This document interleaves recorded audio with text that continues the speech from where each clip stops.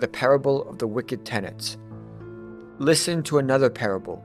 There was a landowner who planted a vineyard, put a fence around it, dug a winepress in it, and built a watchtower.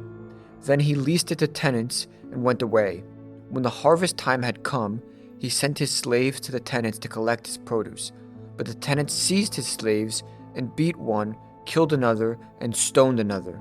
Again he sent other slaves, more than the first, and they treated them in the same way. Then he sent his son to them, saying, "They will respect my son." But when the tenants saw the son, they... Hold on. But when the tenants saw the son, they said to themselves, "This is the heir. Come, let us kill him and get his inheritance." So they seized him and threw him out of the vineyard and killed him. Now when the owner of the vineyard comes, what will he do to those tenants? They said to him, "He will put those wretches to a miserable death and lease the vineyard to other tenants who will give him the produce at the harvest time." Jesus said to them, "Have you never read in the scriptures, the stone that the builder rejected has become the cornerstone? This was the Lord's doing, and it is amazing in our eyes. Therefore I tell you, the kingdom of God will be taken away from you and given to a people that produces its fruits. The one who falls on this stone will be broken to pieces, and it will crush anyone on whom it falls." When the chief priests and the Pharisees heard his parables, they realized that he was speaking about them. They wanted to arrest him, but they feared the crowds because they regarded him as a prophet. So it's interesting because you have this idea that the tenants, so the tenants, or like he sends his son first, and then the idea is that the son would be the one that's going to be respected and honored, but then actually the opposite happens because he becomes the biggest target, right? So we see here this idea that when you're the highest thing, you're also the biggest target, right? So Yeah. this, everybody knows this obviously, but it's interesting because a lot of people are naive about that and they think that, well, why don't you just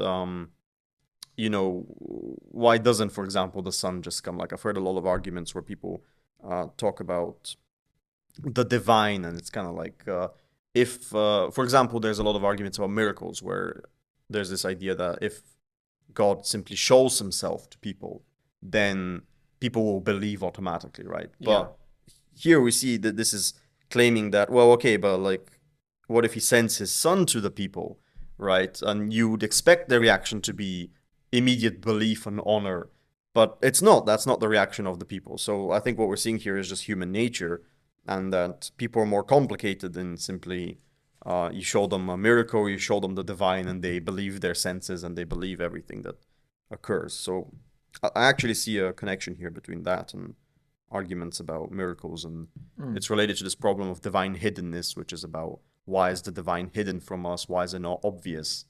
And again, we have this idea that it's obvious to the extent that you're ready to receive it, right? So if you're open to it, then it's obvious. But if you're looking for it as a target, like the tenants are here with the son, then it's not obvious to you, right? Then it becomes hidden from you. So that's something that I think is related here.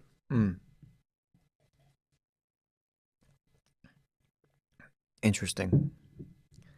And that's also related to the previous conversation we had about, I think it was in the last podcast, where we were talking about the Pharisees always asking for a sign of authority from Jesus and him never giving it to them.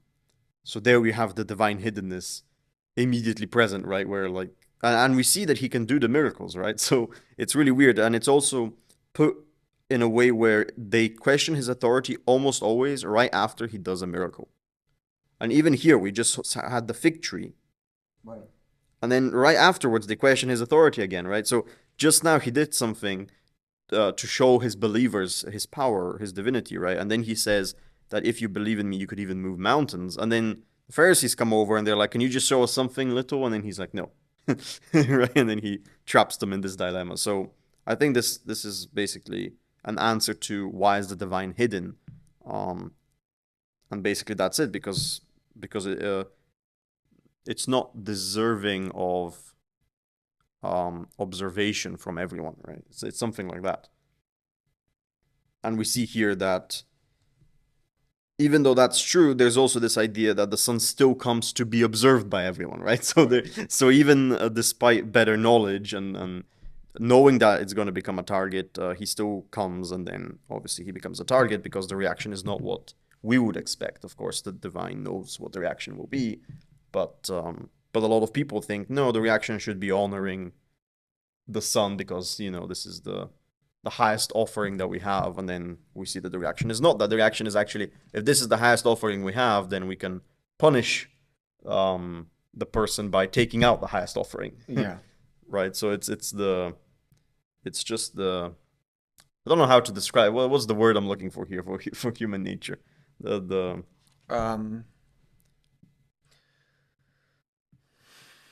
I don't know. I think it's mistrusting authority, maybe. I don't know. Yeah, I don't.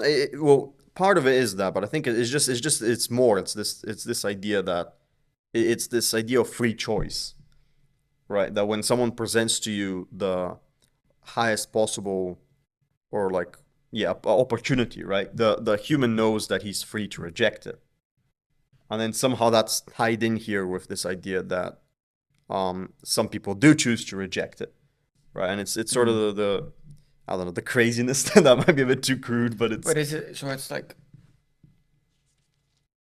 they're shown.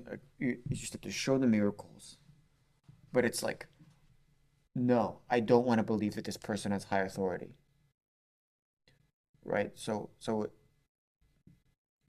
that's why you're saying it's after Jesus does some miracle or after they see something that immediately afterwards uh, people question the authority because they're like, well, I don't want to, I'm choosing not to believe it. Is that? Yes, yes. Well, yeah. At the bottom, it is a choice not to believe it, right? And it's a choice to reject it. It's actually you could say it's more. I mean, at this point, you don't really have a choice of believing it or not believing it, right? Because the idea is that this is if the divine becomes unhidden, right? Then you don't really have a choice of do you believe or not believe, but you do still have a choice of do you accept or reject. Mm. And I think that's what happens here, where it's about rejection, right? And we'll see at the end, obviously, you have the ultimate rejection, which would be the Yeah. crucifixion.